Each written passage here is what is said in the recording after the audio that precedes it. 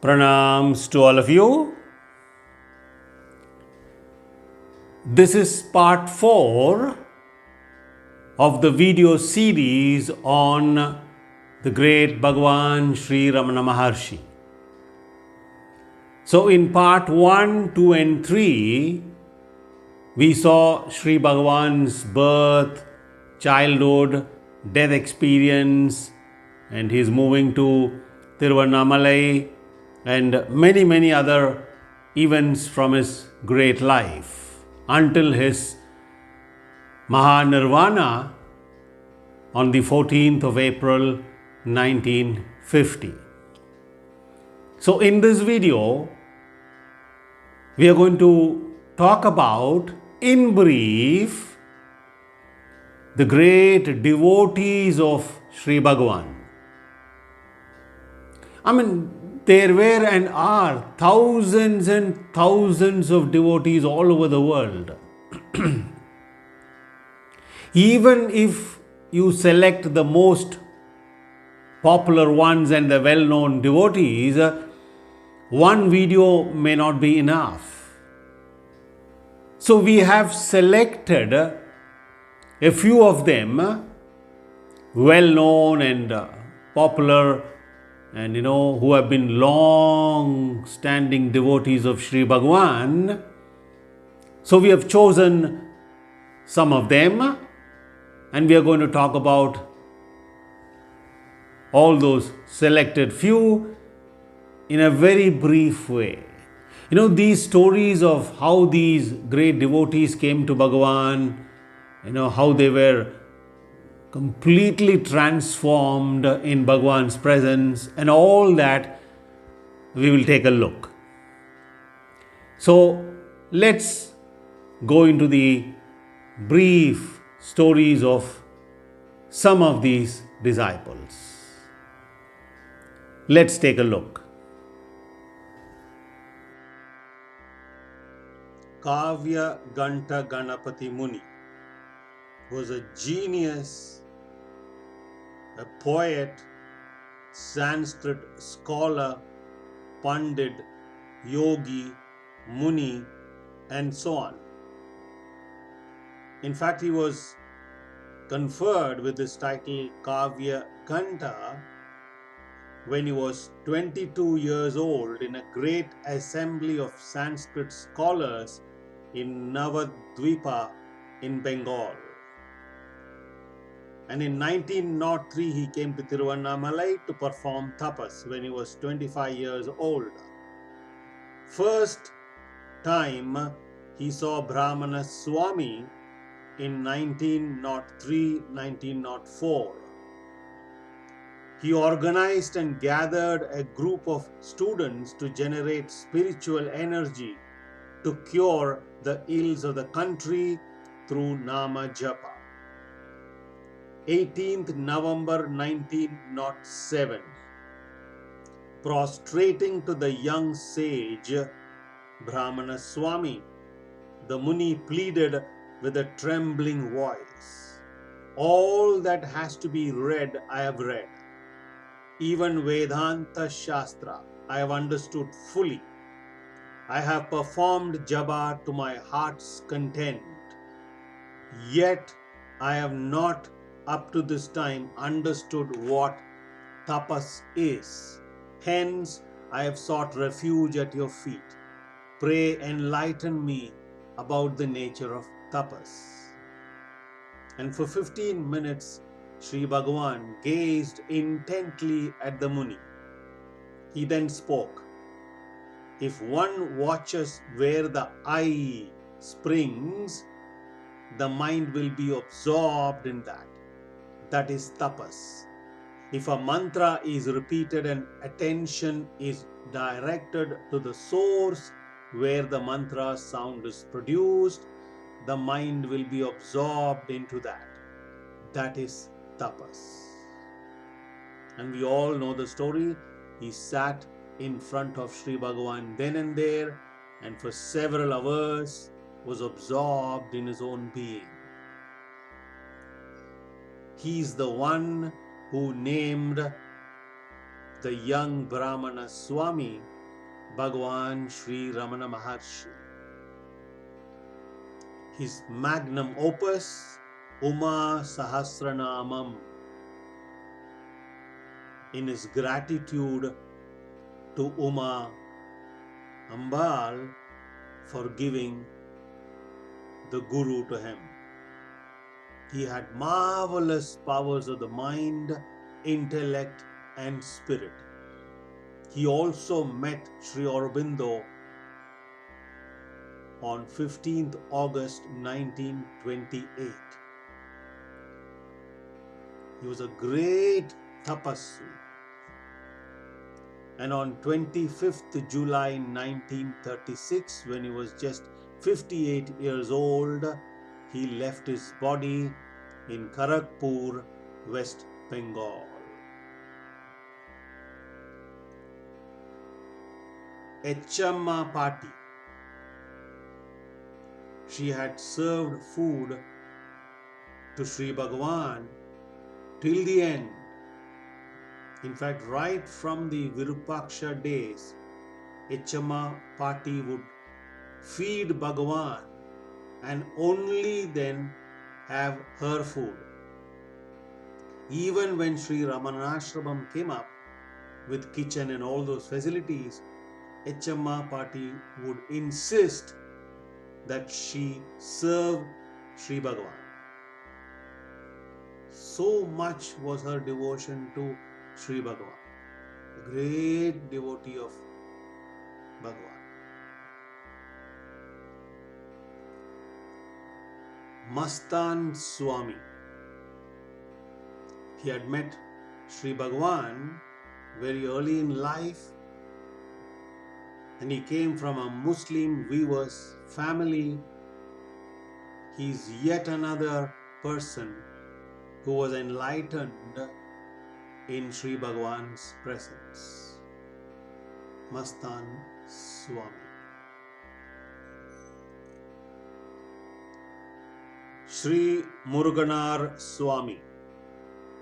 He was also called Mugavapuri Muruganar, a great Tamil scholar, profound poet of ancient wisdom.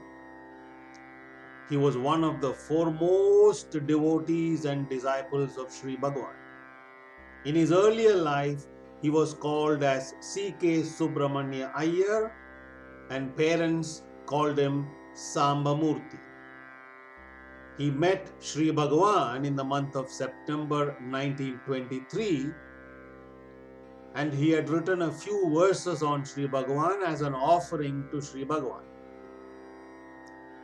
As soon as Muruganar Swami met Bhagavan, he tried to read those verses, but he couldn't because of his overwhelming emotion. And so Sri Bhagavan himself took those verses and started reading. Thousands and thousands of profound Tamil verses came out of Sri Muruganar. Almost 30,000-40,000 plus. All these verses upon the great Sri Bhagavan, his teachings, enlightenment, and so on.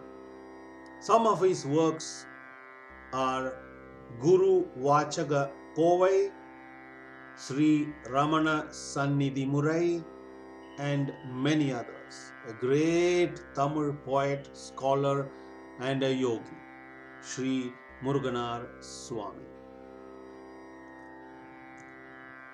Kunju Swami, Sri Bhagavan's attendant, one of Sri Bhagavan's attendants from the year 1920 onwards. And since then, he stayed in Sri Ramanasramam, looking after Sri Bhagavan's needs and so on. He was also the unofficial ambassador of Sri Ramanasramam, visiting other ashrams and institutions to talk about Sri Bhagavan. He was originally from Palakkad, Kerala. He had received the Panchakshari mantra in his dream from Lord Shiva, Swami. Vishwanatha Swami. He was a distant relative of Sri Bhagavan, and he was looked after by Mother Aragammal, Sri Bhagavan's mother. Met Bhagavan in 1923. Spent most of his time with Sri Bhagavan until Bhagavan's leaving the body in the year 1950. He was a great, profound Tamil and Sanskrit scholar.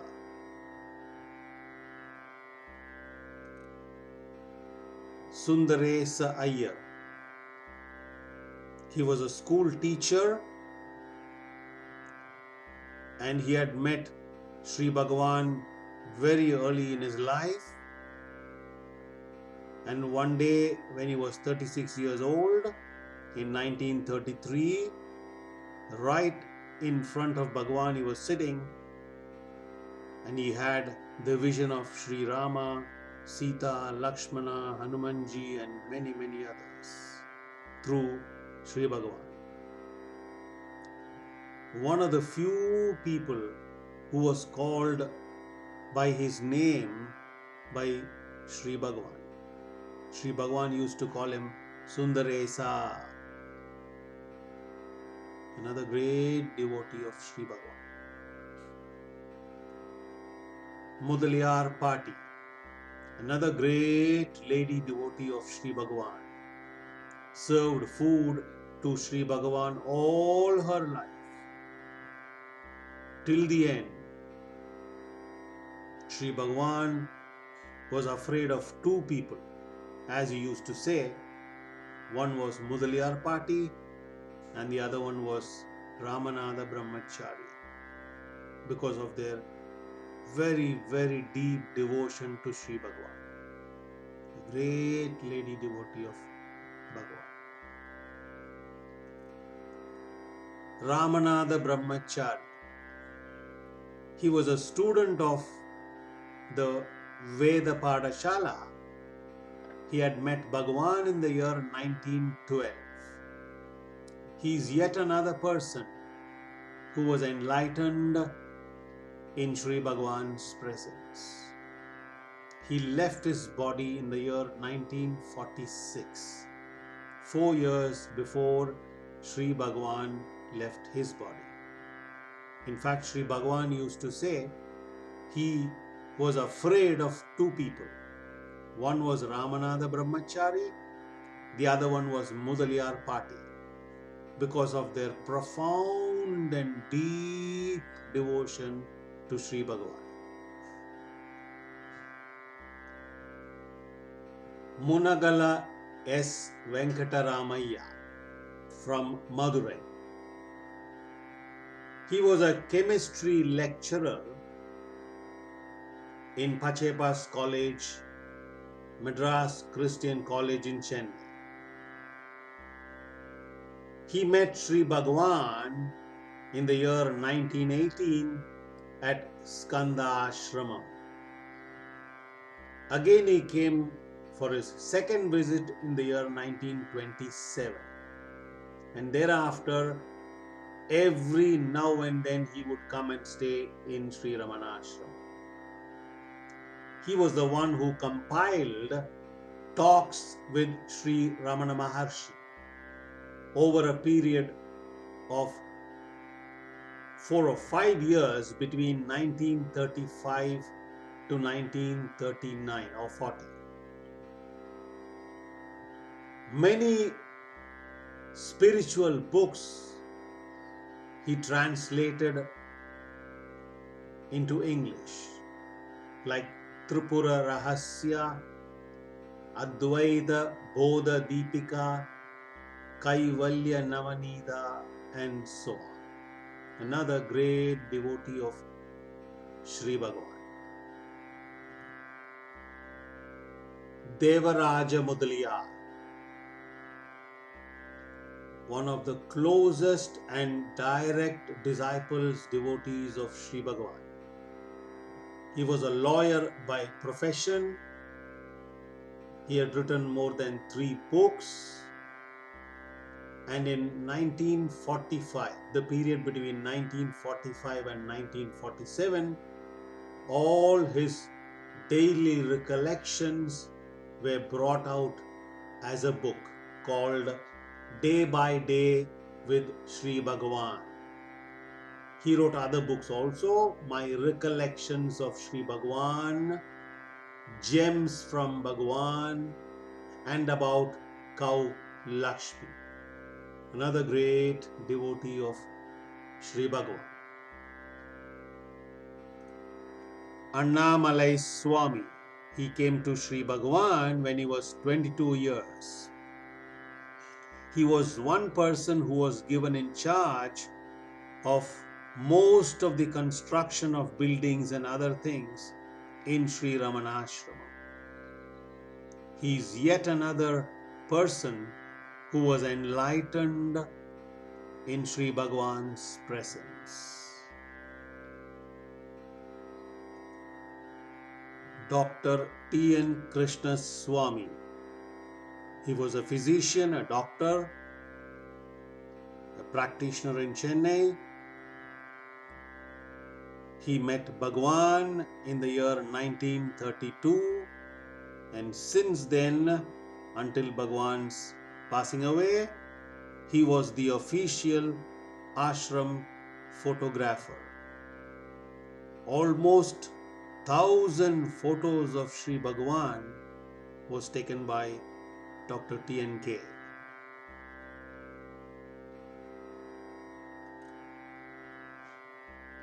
Janaki Mata, another great being, a yogini, an enlightened being who first came to Sri Ramanasramam to meet Sri Bhagavan on 20th April 1935 along with her husband.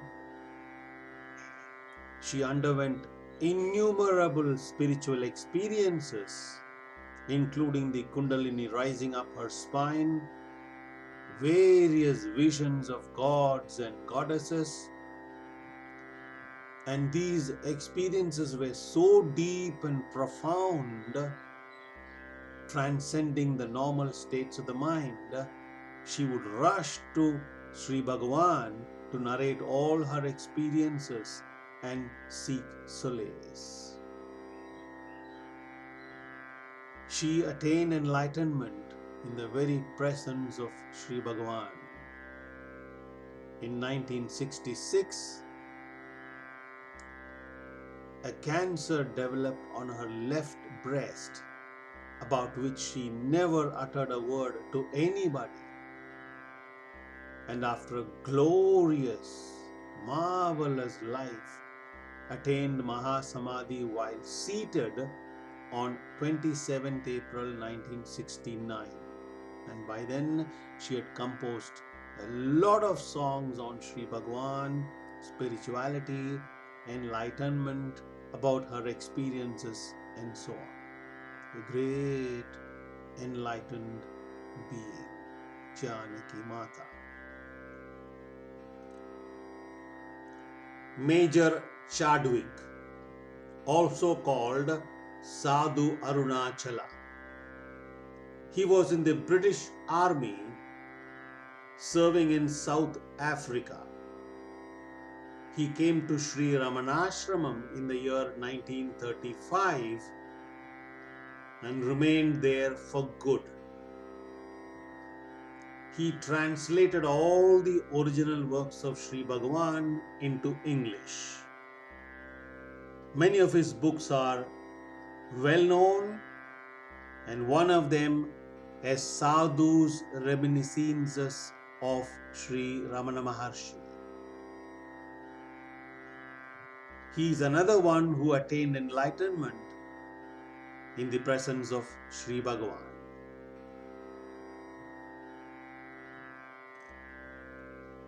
Arthur Osborne. He was in the army during the Second World War. Met Sri Bhagavan in the year 1942. He was the founding editor of the famous magazine from Sri Ramanasramam, The Mountain Path. Published several books on Sri Bhagavan, like Ramana Maharshi and the Path of Self-Knowledge, and many other books. He also wrote the biography of the great Shirdi Sai Baba. And 30 years after his passing away, they discovered his work, My Life and Quest, which was later published. He and his family lived in Sri Ramanasramam until his passing away in the year 1970 in Bengaluru. Maurice Frydman. He was later called Swami Bharathananda, was an engineer, a Jew from Poland. He came to India in the 1930s. He was working as a chief electrical engineer with the government of Mysore those days. He was actually MD of Mysore State Government Electrical Factory in Bangalore. He had lived in Mahatma Gandhi's ashram and many other places. A great lover of India. He met Sri Bhagavan in the year 1935. He was the one who helped bring the young Dalai Lama from Tibet to India through the Nehru administration. He was also a great devotee of Krishnaji and Sri Nisargadatta Maharaj. Sri Bhagavan once said, looking at Maurice, he belongs here. He's the one who compiled that great book called I Am That, teachings of Sri Nisargadatta Maharaj. He's another person who was enlightened in Sri Bhagavan's presence. A great lover of India, Maurice Frydman. Sri Lakshmana Swami, from a place called Guntur in Andhra Pradesh. He met Bhagavan in the year 1949, and at the age of 24, that's when he met Sri Bhagavan, he attained enlightenment right in front of Sri Bhagavan. And that day was Vijayadashami day. He was yet another being who was enlightened in Sri Bhagavan's presence. Later on, his devotees built an ashram for him and his disciples in Tiruvannamalai itself. Yet another great enlightened being, Sri Lakshmana Swami. Robert Adams, an American Advaita teacher. When he was 14 years, he has a deep spiritual experience. Eventually, he meets Paramahamsa Yogananda in the United States, who tells him that his guru was Bhagavan Sri Ramana Maharshi and directs him to Tiruvannamalai. Comes to India, stays with Sri Bhagavan for a few years, and after Bhagavan's Mahanirvana in 1950, he travels throughout India for almost 17 years. He is yet another being who was enlightened. He had many students all over the world. Robert Adams, yet another awakened being. Paul Brunton, he was originally called Raphael Hirst, a British author, a great writer of spiritual books. In 1930, he embarked on a voyage to India, which brought him into contact with so many yogis and sages of India, like Meher Baba, Vishuddhananda Swami, Kanchi Mahaperiva, Adyar Yogi, and so on. At Kanchipuram, he met Kanchi Mahaperiva, and at Mahaperiva's insistence, he met Sri Bhagavan in 1931 in Sri Ramanasramam. And that was a tremendous transformational moment in Paul Brunton's life. He wrote several books. As we all know, his most popular book, A Search in Secret India, published in 1934 under the name of Paul Brunton, brought thousands and thousands of devotees from all over the world. In fact, through this book, many Westerners had come to know about Sri Bhagavan. His other books are The Secret Path, The Quest of the Overself, A Search in Secret Egypt, A Message from Arunachala, A Hermit in the Himalayas, Inner Reality, Hidden Teaching Beyond Yoga, Wisdom of the Overself, Spiritual Crisis of Man, and so on. About 20,000 pages of philosophical and spiritual writing Paul Brunton had done. And in 1988, a 16-volume set of the notebooks of Paul Brunton was brought out by his son Kenneth Hurst. And Paul Brunton left his body on the 27th July 1981. Thanks to him, millions of people all over the world came to know about Sri Bhagavan. Papaji, a great Advaita teacher, he met Sri Bhagavan in the year 1944 when he was 31 years. Again, like many people, he was so moved and transformed in Sri Bhagavan's presence. He is yet another enlightened sage of India who was enlightened in the presence of Sri Bhagavan. Papaji had many Western disciples, many of whom were themselves enlightened, like Andrew Cohen, Muji, and several others. He left his body in the year 1997 in Lucknow. Papaji, another great sage of India. Paramahamsa Yogananda.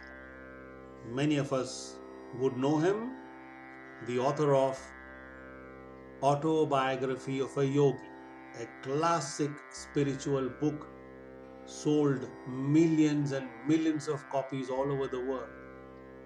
He was a disciple of Swami Yukteswar, who was a disciple of Lahiri Mahasaya, who was a disciple of Mahavatar Babaji. Paramahamsa Yogananda ji went to the United States very early and taught and transformed thousands and thousands of people in the United States.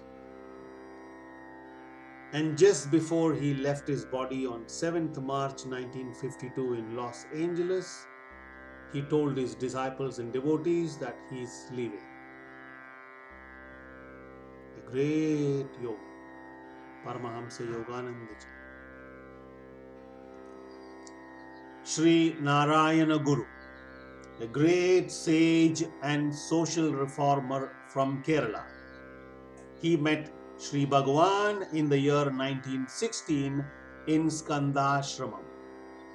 In fact, when Sri Narayana Guru met Sri Bhagavan, they stood facing each other for a long time, not a single word uttered.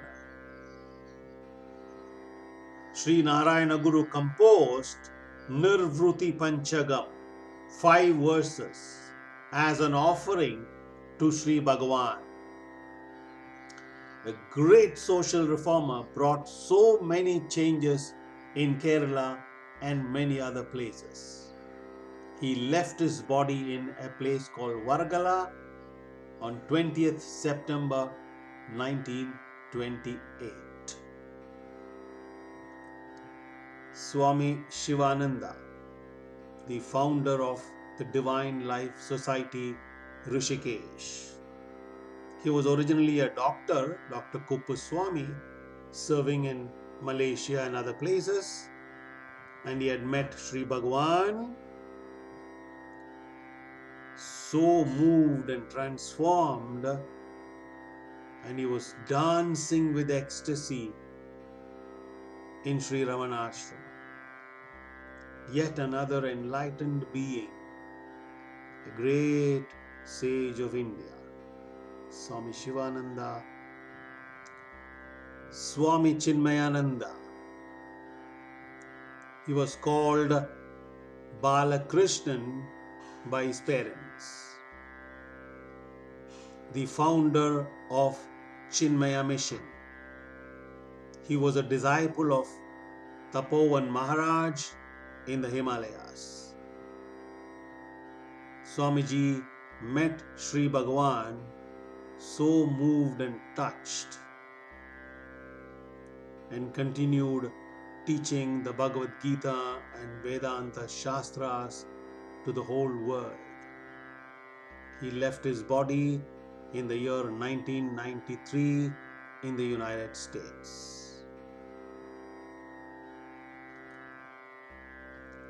Swami Suddhananda Bharati, another great sage of India who was enlightened in the presence of Sri Bhagavan. He was also a disciple of Sri Aurobindo and many others. A great scholar, a great writer, a great yogi, Swami Suddhananda Bharati. He left his body in the year 1990. Swami Lakshmana Swami, a great mystic, scholar, poet, yogi from Kashmir, and he belonged to Kashmiri Saivism. He met Sri Bhagavan sometime in the 1930s, became a great devotee of Sri Bhagavan. He left his body in the year 1991 in Kashmir. Sri B.V. Narasimha Swami, the first biographer of Sri Bhagavan's life, who wrote a book called Self-Realization, talking about Bhagavan and his life and all the experiences that he had. He also wrote a book on Shirdi Sai Baba and presented his life also to the world. Thanks to Narasimha Swami, the world came to know who Sri Bhagavan was, what all he went through, his devotees, his life in Tiruvannamalai, and many, many other things.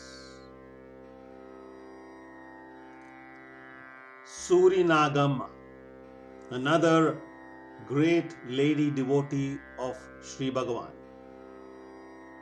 She met Sri Bhagavan in Sri Ramanasramam in the year 1941. She used to write letters to her brother in Andhra Pradesh, telling her all that was happening in the ashram, the dialogues devotees had with Sri Bhagavan, the events in the ashram, animals, and so many things. Eventually, all those hundreds of letters were published by Sri Ramanasramam under the title Letters from Sri Ramanasramam. A great devotee of Sri Bhagavan, and through her book we come to know the daily happenings in Sri Ramanasramam.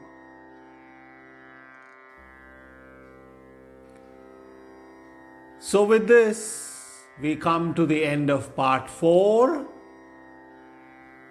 on the video series on Bhagavan Sri Ramana Maharshi.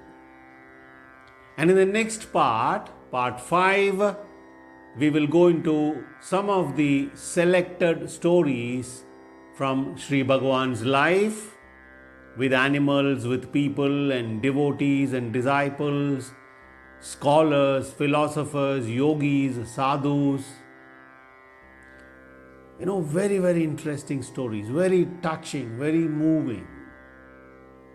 So part 5 will be that, and possibly, if possible, we will go into the teachings of Sri Bhagavan maybe after that. Right? Thank you. Pranams to all of you.